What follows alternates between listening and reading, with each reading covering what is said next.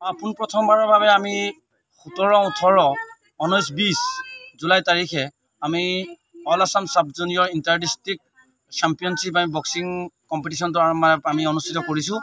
আৰু এই যি সামগ্ৰী মানে প্ৰতিযোগিতাখনক খুব নিয়াৰিকৈ পৰিচালনা কৰিবৰ কাৰণে আমাৰ স্থানীয় ৰাইজে যথেষ্ট আগ্ৰহ প্ৰকাশ কৰা আমি পৰিলক্ষিত হৈছে।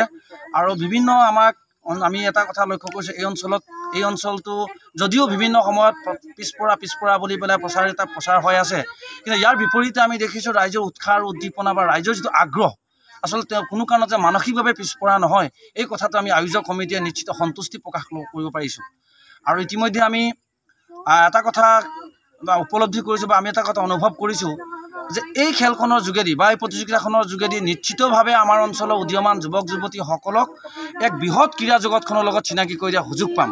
এই চেকতে আমি সকলো বক্সিঙৰ লগত জড়িত বা ক্ৰীড়া জগতৰ লগত জড়িত ব্যক্তিসকলক আমি ধন্যবাদ জনাইছোঁ। কিন্তু আমি আশা ৰাখিম যে খেলুৱৈসকলক আমি নিশ্চিত প্ৰদান কৰিব বিচাৰিছোঁ যে কোনো কাৰণতে আমাৰ ইয়াত ব্যৱস্থাপনাত কুটি থাকি নাযায়। এই কথাটো আজি আমি আপোনালোকৰ সংবাদ মাধ্যমৰ যোগেদি আমি নিশ্চিত কৰিব নিশ্চিতভাৱে 350-ৰ পৰা 400 প্ৰতিযোগী হ'ব বুলি আমি আশা ৰাখিছোঁ।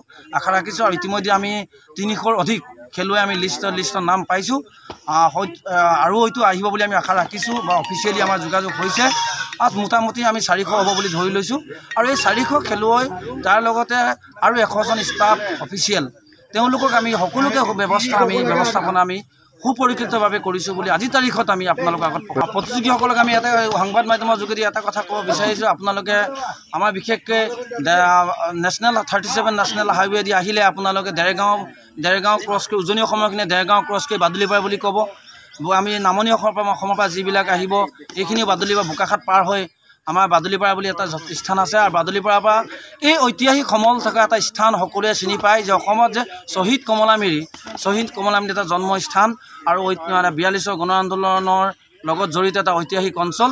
এই অঞ্চলটো খেলুৱৈসকলক এটা কথা ক'ম যে যদিও পিছপৰা হয়, কিন্তু এই ঐতিহাসিক অঞ্চলটোৰ নামটো গোলাঘাট জিলাত সকলোৱে জানে, ক'তো কাৰো যাতে এই ক্ষেত্ৰত অসুবিধা নহয়, এই কথাটো আমি খেলুৱৈসকলক আজি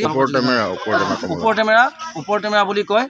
আৰু ইয়াতে যদি আপোনালোকে চাই যে কমলামিৰি হায়াৰ ছেকেণ্ডাৰী স্কুল, ওপৰ টেমেৰা কমলামিৰি হায়াৰ ছেকেণ্ডাৰী স্কুল বুলি ক'লে গোলাঘাট জিলা বিদিত। গতিকে আমি আজি এই অঞ্চলৰ পৰা বাণীগড় অঞ্চলৰ পৰা আপোনালোকক জনাবলৈ পাই সুখী হৈছোঁ যে নিশ্চয়বলী যি একাডেমিক আছে বক্সিঙৰ উদ্যোগত আৰু আমি প্ৰস্তুতি কমিটিৰ হয়। গতিকে আমি অহা 17 তাৰিখৰ পৰা 44 সংখ্যক আন্তঃজিলা বক্সিং চেম্পিয়নশ্বিপ অনুষ্ঠিত হ'ব। গতিকে সকলোৰে সহযোগিতা কামনা কৰিছোঁ। আৰু কোনোবা যদি ডিষ্ট্ৰিক্টে লোকেশ্যনৰ গণ্ডগোল পায় তেতিয়া আমাৰ ৰাজ্য সমিতিলৈ ফোনাফোনি কৰিলে তেখেতলোকে ডিষ্ট্ৰিক্টটো পাব। এই বিদ্যালয়খনৰ নামেই হৈছে ওপৰ টেমেৰা কমলামিৰি হায়াৰ ছেকেণ্ডাৰী। গতিকে ইয়ালৈ যোগাযোগ কৰিলে নিশ্চয় পাই যাব। প্ৰতিযোগী